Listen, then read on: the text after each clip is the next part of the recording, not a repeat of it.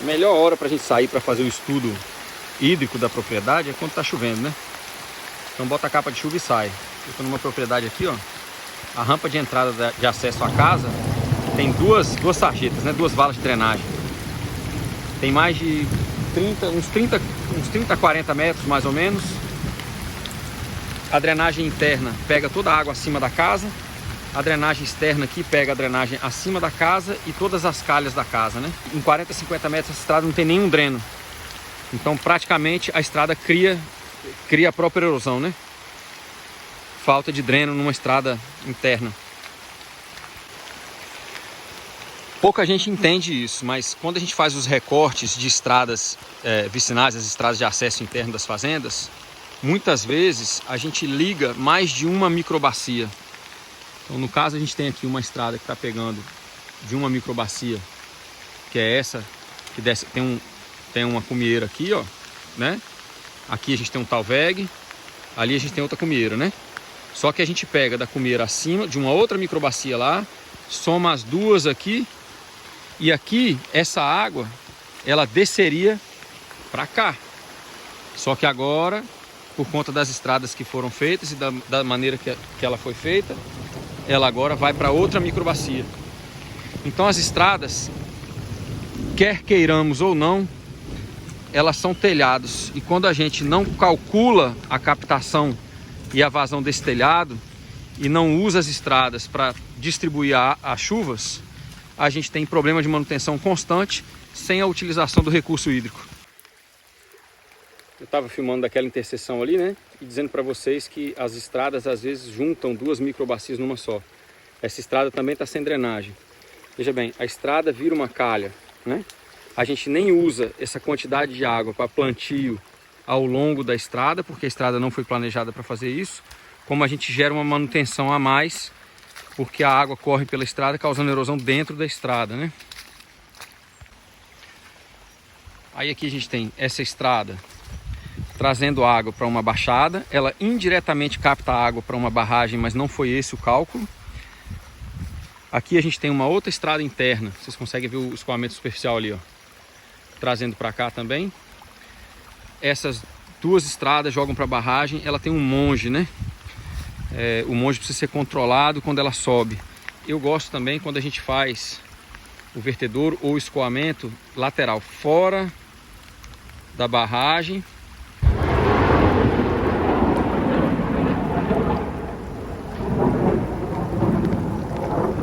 Interrupções naturais, né? Fora da barragem a gente faz o cálculo do volume de captação e o cálculo do vertedouro para que ele não cause erosão na barragem. Então aqui a gente tem essa água toda correndo pela estrada em cima da barragem e causando uma erosão na barragem. Então uma barragem que é um recurso hídrico fenomenal para a propriedade, mas o cálculo de ladrão não está sendo utilizado, precisa de reforma, que é o monge, não tem os vertedouros laterais e tem uma captação que não foi calculada, que é a captação de 3 estradas, né? Aqui vem de lá, capta para cá, joga aqui dentro. Essa que vem lá de cima, que eu venho filmando com vocês, joga ali. A lateral da barragem joga ali também. E a gente não tem o cálculo do vertedouro. E tem a água causando erosão em cima da barragem, que é um risco, né? Aqui tem um outro agravante, que foi feito um ladrão, uma manilha que faz um ladrão da barragem, mas ela corta a própria barragem. Então a gente não pode fazer o ladrão da barragem onde ele possa causar erosão na própria barragem. Aqui a gente já tem uma erosão sendo causada pela barragem. Tem um outro erro nessa engenharia aqui, que é o seguinte: além de não fazer os vertedouros laterais e além do monge estar algum tempo já sem manutenção, foi feito um ladrão, um vertedouro para essa barragem, que ele corta por dentro do talude. Então aqui a gente tem a água que seria um excedente do vertedouro causando erosão no próprio talude da barragem. Então já está fazendo um corte aqui, né? Então, solução: vertedouros laterais feitos à máquina, né, e devolvendo para o talveg interno, manutenção do monge, fechamento dessa manilha aqui. Não sei se vocês já viram isso antes, Mas o monge funciona assim, a gente tem ali onde a água está passando uma série de tábuas e o aumento da altura das tábuas controla a altura da barragem como um todo, né? Então, mudando a altura das tábuas que eu tenho aqui dentro, eu mudo o nível de água da barragem. Quando a gente tem muita água, uma tempestade muito grande, é necessário vir aqui e tirar um pouco disso. Tem que ser tirado antes de começar essa vazão, porque tem um risco aqui de você mexer ali agora e se machucar, né? Aqui a gente tem um escoamento superficial de uma área, eu não vou saber chutar aqui o espaço, né, a metragem quadrada, os hectares dessa área, mas a gente tem uma área que está um pouco degradada, ela não dá conta do escoamento superficial. A água que vem, chega no barranco aqui, foi um barranco, o corte foi feito muito íngreme, né, não foi preparada a estrada, e a degradação da área acima começa a criar o desabamento do barranco. E aí esse barranco, quando cai, fecha a calha da estrada e começa a tampar a calha da estrada. Então, só dessa cumieira até lá embaixo deve ter no máximo uns 30 metros. Aqui a gente já teria que ter um vertedouro pegando toda essa água que vem de cima, limpando essa calha e já devolvendo ela para o talveg que tem lá embaixo. A situação dessa estrada aqui é a mesma que eu falei para vocês. A gente tem aqui uns 60 metros de estrada. A gente tinha originalmente na estrada feita um corte interno para o escoamento, mal feito porque ele não dá conta da vazão e ele joga para o mesmo talveg que eu estava ali, ó. Então não tem para onde ir. Não foi feito nessa estrada nenhum vertedouro para tirar a água dela. Então a estrada que vem de cima criou a erosão, criou a ravina que vem cortando uma vala que deveria existir e não existe, né?